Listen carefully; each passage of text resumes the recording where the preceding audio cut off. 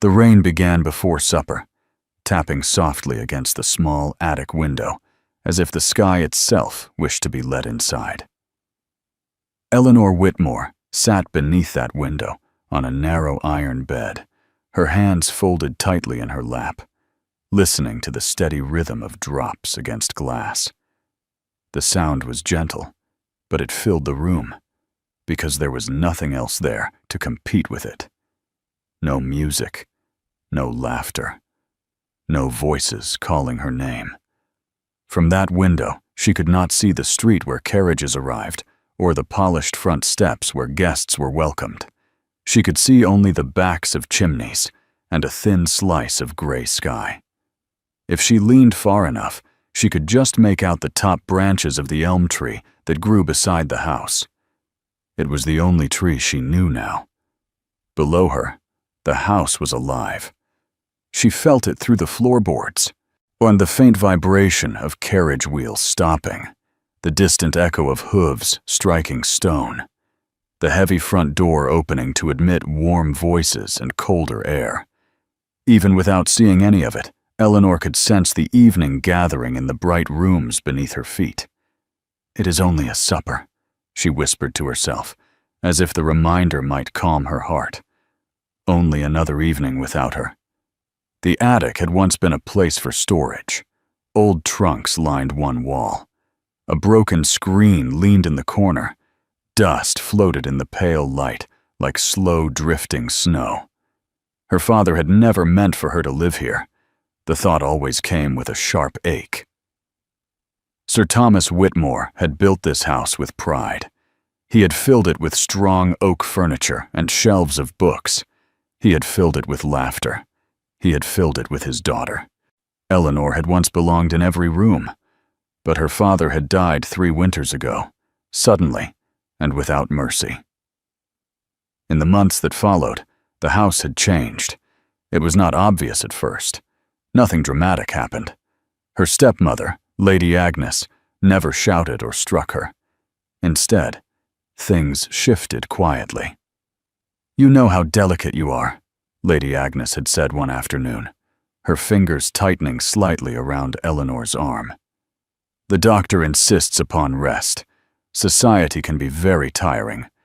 It is better for you to remain upstairs for now. I shall tell callers you are at the seaside recovering." It is better this way. Those words had become the walls of her life. At first, Eleanor had stayed in her bedroom on the 2nd floor. Then she had been moved higher. Then, when renovations were said to be necessary, and she had been placed in the attic only for a short time, the short time never ended. Her portrait was removed from the drawing room. Her dresses suitable for dinner parties were quietly given away. Invitations stopped arriving for her entirely. She had not been banished. She had been arranged. Now she rose from the bed and crossed to the small table beneath the window. Sheets of paper lay there, some filled with careful lines of ink. An ink bottle caught the gray light. Writing had become her only rebellion. She wrote letters no one would ever read. Sometimes she wrote to her father. Sometimes to a future version of herself who lived in a small cottage near the sea. Most often, she wrote to an unnamed someone, a stranger with kind eyes, who might understand what it meant to be present and invisible at the same time. Tonight, she dipped her pen and began again. To whoever finds these words, she paused, smiling faintly at her own foolishness. No one would find them. That was why she could be honest. I was once invited to sit in candlelight and laugh. I was once expected at supper. Now I am expected nowhere. They say it is for my health that I remain quiet. They say the world is too sharp for someone like me. Perhaps they are right. But there is a difference between being safe and being alive. Her hand trembled slightly. She continued, "If you have ever felt placed on a shelf, not because you are broken, but because you do not match the room, then perhaps you will understand." When the letter was finished, she folded it carefully and reached beneath her bed for the small cedar box where she kept all the others. The lid barely closed, and she laughed softly. "There is no more room for you," she murmured to the new letter. Her gaze drifted to a leather trunk standing near the wall. The housekeeper had mentioned that old items were to be sent to charity in the morning, given away to help poorer families. Eleanor hesitated only a moment before crossing to it. The trunk opened with a low creak. Inside lay folded linens and a shawl that still carried the faint scent of lavender. She slipped her letter between two sheets and closed the lid. There. In the morning it would leave the house, and with it, her words. The rain continued into the night. The next morning dawned pale and uncertain. Eleanor woke to the sound of heavy movement below. She wrapped her shawl around her shoulders and cracked open the attic door. She heard Mrs. Potter's voice giving instructions. Careful with that trunk. Sir Thomas brought it from abroad. It may fetch a good sum." A good sum. The trunk was carried down the narrow back stairs and out into the yard. Eleanor pressed her hand against the banister as if she could feel it slipping away. "It is foolish to care," she told herself firmly. "It is only paper." But her chest felt tight all the same. Later that afternoon, across the city, in a modest building near Bedford Square, a clerk adjusted his spectacles and handed a list to a tall man standing by the window. "Another trunk has arrived, Your Grace, from the Whitmore household in Grosvenor Square."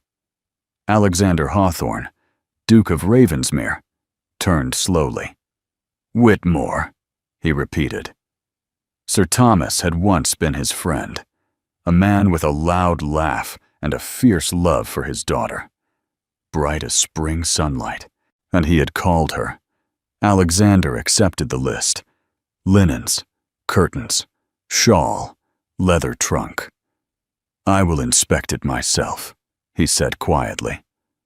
A short time later, he stood alone before the trunk. He rested his hand on the worn leather before lifting the lid. Lavender rose faintly into the air. Everything inside was folded with care. As he lifted one sheet, a small piece of cream paper slipped free and fell back among the fabric. He picked it up. "To whoever finds these words." Alexander frowned slightly. The handwriting was elegant but unpretentious. He read the first lines. The room seemed to grow still around him. He read of being tucked away, of being spoken about rather than spoken to, of safety without life. His jaw tightened. He read the line again. There is a difference between being safe and being alive. If something in him answered. He had worn his title like armor for years, since his parents' deaths, since his younger brother's accident, since the broken engagement that followed. He was respected. He was admired. He was alone. He folded the letter carefully. Sir Thomas's daughter. Eleanor Whitmore. He slipped the letter into his coat pocket. He would call upon Lady Agnes Whitmore. Publicly, politely, as courtesy demanded. But he would not ignore what he had read. That evening, when Lady Agnes received his note accepting her supper invitation, she smiled with satisfaction. "Excellent," she murmured.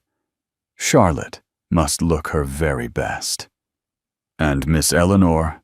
the footman asked carefully. Lady Agnes did not hesitate.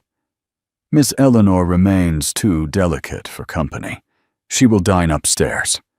At the top of the staircase, unseen, Eleanor had heard only fragments. Duke of Ravensmere, candles, blue silk. She retreated to the attic before hope could form into something dangerous. "What does it matter to you?" she whispered. "Who sits at supper?" Yet that night, as carriages arrived below and the house shimmered with light, a tall, quiet Duke stepped across the Whitmore threshold with a folded letter close to his heart. And above, at a narrow attic window, a young woman watched the glow of candlelight, never imagining that her hidden words had already begun to change her life. The Whitmore house glittered that evening with more determination than joy. Candles burned in every silver holder. The floors shone as if they feared judgment. Servants moved quickly, whispering instructions to one another, as if the wrong step might ruin everything. In the attic, Eleanor sat on her narrow bed and listened. She knew when the Duke arrived. The house changed when someone important entered. Voices lowered. Footsteps sharpened. Even the air felt tighter, as though the walls themselves were standing straighter. Mary came up later than usual with a small tray. "They near polished the silver till their arms gave out," she said in a rush. "And he's not what I thought a duke would be." Eleanor forced herself to sound calm. "And what did you think?" "Older," Mary admitted. "Louder. He's tall and quiet, not the sort who fills a room by shouting. He looks at things, as if he sees more than what's shown." Eleanor's fingers tightened around her teacup. "And does he seem pleased?" she asked lightly. Mary tilted her head. "He asked after you." The cup nearly slipped from Eleanor's hands. "After me?" "He said he remembered Sir Thomas speaking of his daughter. Lady Agnes said you were unwell and needed rest." He did not argue, but he did not look convinced either. A strange warmth spread through Eleanor's chest, mixed with fear. "He must think it very odd," she murmured. Mary shrugged. "Maybe he thinks it odd that a house can have so many bright rooms, and one kept dark." After Mary left, Eleanor sat for a long time without moving. He had asked after her. A man who did not need to notice her absence had noticed it. Below, Alexander moved through the evening with careful ease. He listened to Lady Agnes speak of charity and responsibility. He watched Charlotte play the pianoforte with polished grace. He answered questions when required, but his attention returned again and again to the upper floors. He waited for a moment when conversation shifted, then said lightly, "I had hoped to greet Miss Eleanor this evening. Sir Thomas once spoke so proudly of her." Lady Agnes smiled, smooth and practiced. "Poor Eleanor is too delicate for company. The doctor insists upon quiet. She is much improved, I assure you." "I am relieved to hear it," Alexander replied calmly. He was not relieved. Later, when the ladies withdrew, Alexander excused himself from the gentlemen's conversation and wandered down the corridor. He did not head directly toward Sir Thomas's old study. Instead, he paused near the narrow back staircase. It was dimmer here, less polished. He placed one hand lightly on the banister and looked upward. Somewhere above that staircase was the attic. He did not climb. Not yet. Mary appeared at the foot of the stairs, nearly colliding with him. "Beg pardon, Your Grace," she said quickly. He regarded her thoughtfully. "You serve the upper floors?" he asked quietly. "Yes, sir." "Does Miss Eleanor receive many visitors?" Mary hesitated only a heartbeat. "No, sir." "I see." He did not press further. Instead, he inclined his head and returned to the drawing room, but the letter in his pocket felt heavier than before. That night, back in his own townhouse, he placed Eleanor's letter upon his desk and read it again. The words no longer felt accidental. They felt meant. He drew a fresh sheet of paper toward him and began to write. To the writer of the letter discovered in a trunk bound for charity. You did not intend your words for me, yet they found their way into my hands. I cannot pretend I did not read them, nor can I return them to silence without reply. He paused only briefly.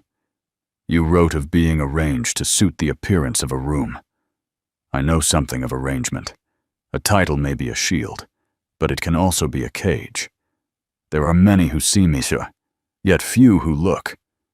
He wrote carefully, honestly, that if you are indeed the daughter of Sir Thomas Whitmore, then know this. Your father spoke of you with pride. It troubles me to imagine you believing yourself forgotten. He folded the letter without signing it with his full name, only his initials pressed into the wax. The next morning, he returned to Grosvenor Square under the excuse of discussing charitable matters. Lady Agnes received him in the morning room, pleased by his attention. They spoke of totals and donations and future events. When tea was brought in, Mary followed behind the footman. As she turned to leave, Alexander stepped slightly aside, shielding his movement from Lady Agnes's view. "There is someone in this house," he said quietly, offering the sealed letter, "who should know she is not invisible." Mary's eyes widened. "Miss Eleanor," he added softly, what Mary swallowed and slipped the letter into her apron. "I will see it done," she whispered. Upstairs, Eleanor was staring out of her small window when Mary burst into the attic room, breathless. "There's a letter for you," she said. Eleanor's heart stumbled. "A letter?" she repeated faintly. "From the Duke." For a moment, Eleanor could not move. Then she reached out and took the envelope with trembling fingers. The seal was simple, the paper thick and fine. She broke the wax and unfolded the sheet. As she read the first line, heat rushed to her cheeks. He had read it. Shame flickered through her, but it did not last. His words held no mockery, no pity, only understanding. "There are many who see me, yet few who look." Her eyes blurred. By the time she reached the line about her father's pride, tears slipped silently down her face. Mary hovered near the door. "Is it dreadful?" she asked anxiously. Eleanor shook her head. "No," she whispered. "It is the opposite." She pressed the letter to her chest and closed her eyes. For the first time in 3 years, she did not feel entirely alone. "I must answer him," she said suddenly. Mary grinned. "I thought you might." They found better paper from the steward's supplies and fresh ink. Eleanor sat at her small table, her pulse racing. "To the gentleman who found what I never meant to send," she wrote. "I scarcely know how to answer you. I believed my words would vanish into dust. It seems they have instead found a reader who understands them more than I expected." She paused, choosing honesty again. "If you knew my father, then we are not strangers." Bishop, he spoke often of a man who disliked flattery and valued thought. "I did not think those stories would return to me in this form." Her pen moved faster now. "You must not think me in danger. I am fed and sheltered. Yet there is a difference between safety and living. I have been safe. I am less certain of the other." She signed only with her initials. E.W. Mary carried the letter back that afternoon, her heart pounding like a drum. When Alexander received it at the charitable hall, he did not open it at once. He waited until he was alone. He read it slowly. Her words were steady, intelligent, quietly brave. He found himself smiling at the line about safety and living. Without delay, he wrote back. And so it began. Letters passed between attic and square over the following weeks, carried carefully in Mary's apron pocket. In them, Alexander spoke of his younger brother, whose reckless riding had ended in tragedy. He spoke of the weight of responsibility that had followed. Eleanor wrote of books she read, and the way rain sounded different depending on who had been invited to supper below. Neither accused, neither complained. But between the lines, they both understood what was not written. In the attic, Eleanor's face slowly regained color. She found herself waiting for footsteps on the stairs, with something like anticipation instead of dread. Below, Lady Agnes remained unaware. Her attention was fixed on Charlotte's gowns and on the growing hope that the Duke's visits might lead somewhere advantageous. One afternoon, however, Lady Agnes stepped unexpectedly into the corridor and saw Mary at the foot of the back stairs, her cheeks flushed and her apron pocket suspiciously heavy. "What have you there, Mary?" Lady Agnes asked smoothly. Mary froze. "Only a note from my brother, my lady," she said quickly. Lady Agnes studied her for a long moment. "See that your work does not suffer for correspondence," she said finally, and moved on. Mary climbed the stairs afterward with shaking knees. "We must be careful," Eleanor whispered when she heard what had happened. "We will," Mary replied firmly. "Careful together." A week later, Alexander's letter arrived with something new inside it. "I find myself dissatisfied with the limits of ink," he wrote. "There is only so much one can know of a mind without ever hearing the voice behind it." Eleanor's breath caught. He continued, "I would not risk your reputation for the sake of curiosity, but there is a small morning room at the end of the second-floor corridor. Your father once showed it to me.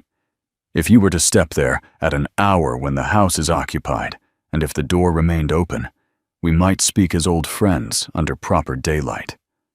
Her hands trembled as she finished reading. Mary watched her carefully. "Well?" she asked. "He wishes to see me," Eleanor whispered. Mary's eyes lit with fierce excitement. "Then let him." "It is dangerous," Eleanor said, though her heart beat wildly. "So is staying invisible forever," Mary answered. That night, Eleanor lay awake staring at the beams above her bed. For years, she had accepted the attic as her world. Now a door stood slightly open. In the morning, she wrote her answer. "If the house does not collapse and the sky does not fall," she penned carefully, "I will come to the morning room at 11 tomorrow. The door shall remain open." She sealed it and handed it to Mary. "Careful together," Mary reminded her. "Careful together," Eleanor echoed. And for the first time since her father's death, she felt not hidden, but on the edge of something that might change everything. The next morning was bright, as if the sky itself had decided to be bold. Sunlight streamed through the small attic window and lit the worn wooden floor in gold. Eleanor stood before the cracked mirror Mary had once brought her and studied her reflection.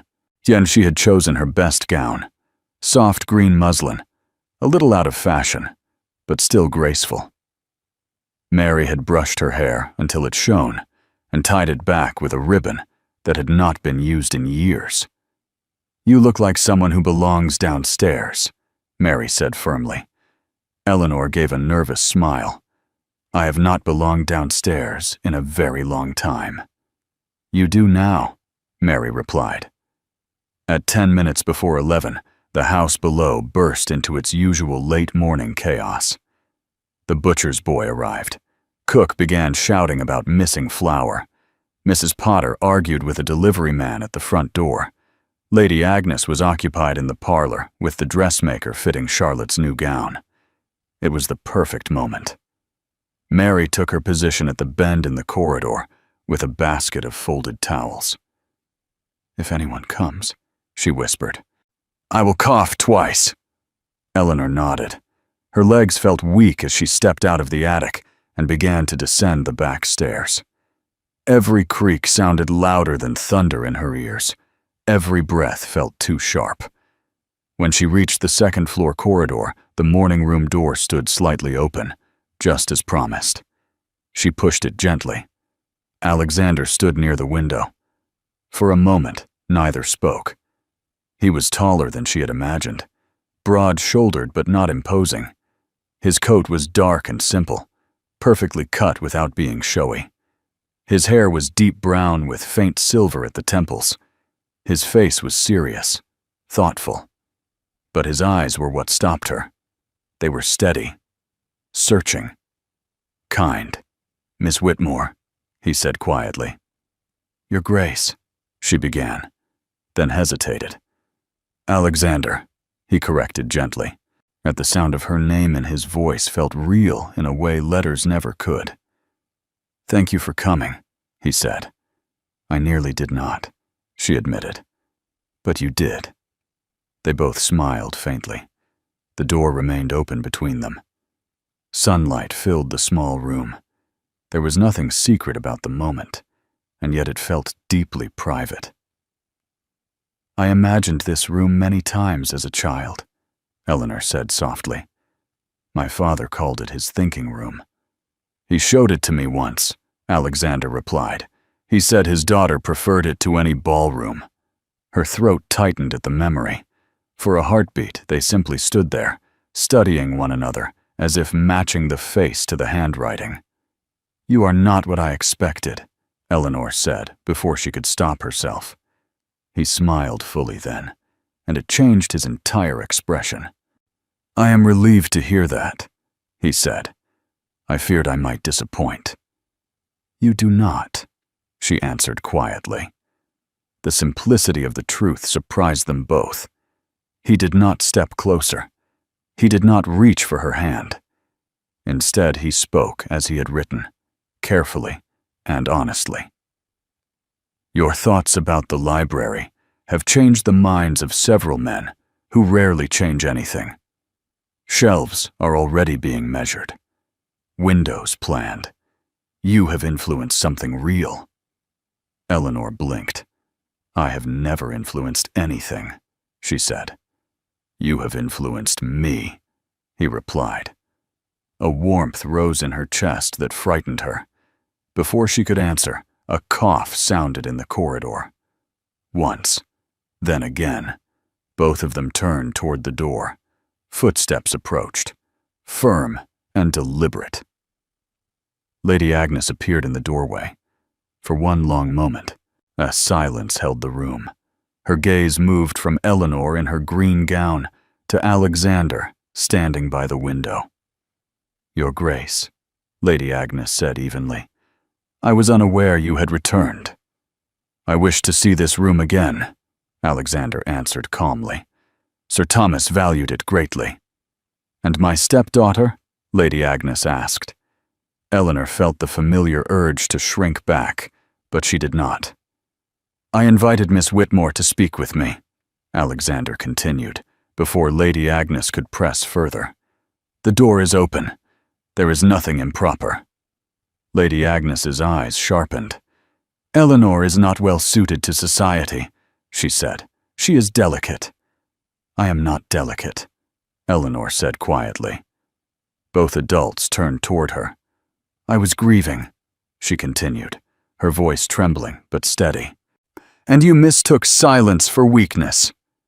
Lady Agnes stared at her, as if seeing her clearly for the first time in years. I wish to protect you, she said. I know, Eleanor replied. But protection became absence. I ceased to exist in this house. Charlotte suddenly appeared behind her mother, cheeks flushed from the dress fitting. What is happening? She asked breathlessly. Alexander stepped forward slightly. I am asking permission, he said, to call upon Miss Whitmore properly in the drawing room. Not as a hidden acquaintance, but as an old friend of her father's, who values her company. Lady Agnes's lips pressed into a thin line. And for what purpose? For the purpose of knowing her openly, he answered. And if in time she permits it, for the purpose of asking her to become my wife. The words hung in the air. Charlotte gasped softly. Eleanor's heart stopped. Lady Agnes closed her eyes for a brief moment. I have already lost one husband, she said slowly. I feared losing everything again. I thought keeping delicate things tucked away would preserve them. You preserved me from life, Eleanor whispered. Lady Agnes opened her eyes again. There was regret there now. I was wrong, she said quietly. I see that now. Charlotte rushed forward and seized Eleanor's hands. You must come downstairs, she said eagerly. Tonight. You must. Lady Agnes nodded once. "You will dine with us this evening," she said, "and no physician shall be quoted against you again." The tension in the room dissolved like mist. Alexander met Eleanor's gaze. In his eyes, there was no pity, only admiration. That evening, Eleanor descended the main staircase. Not hidden, not arranged. Seen. The dining room seemed brighter than she remembered. Conversations faltered briefly when she entered, then resumed with cautious curiosity. Alexander rose as she approached. "Miss Whitmore," he said formally, offering his arm. She placed her hand upon it without hesitation. In the weeks that followed, his visits became frequent and public. There were no more secret letters carried in aprons. They spoke openly in the drawing room. They walked in the garden beneath watchful but approving eyes. But the charitable library opened that autumn. Women of every station entered its doors. They sat by windows and turned pages slowly, as if touching something sacred. Eleanor stood among them, not as a ghost, but as a guide. Mary, now employed at the hall, arranged books proudly on polished shelves. Across the room, Alexander watched Eleanor speak with quiet confidence to a young widow clutching her first borrowed novel. He did not look like a man who had found a curiosity. He looked like a man who had found his equal. Their engagement was announced before winter. There was no grand spectacle, only steady joy. On their wedding day, Eleanor stood not in an attic, but at the front of a chapel filled with light. When Alexander took her hand, he did so in full view of the world. Later that evening, as rain tapped gently against the windows of their new home, Eleanor sat at a polished desk and unfolded a fresh sheet of paper. She wrote not to an unnamed stranger, but to the young woman she had once been. You believed love was over when you were sent upstairs. You believed your voice would fade with dust. You were wrong. Words can open doors, and sometimes someone is brave enough to knock. She folded the letter and smiled. The attic had not destroyed her. It had given her the courage to write, and the Duke who found her hidden words had given her the courage to live.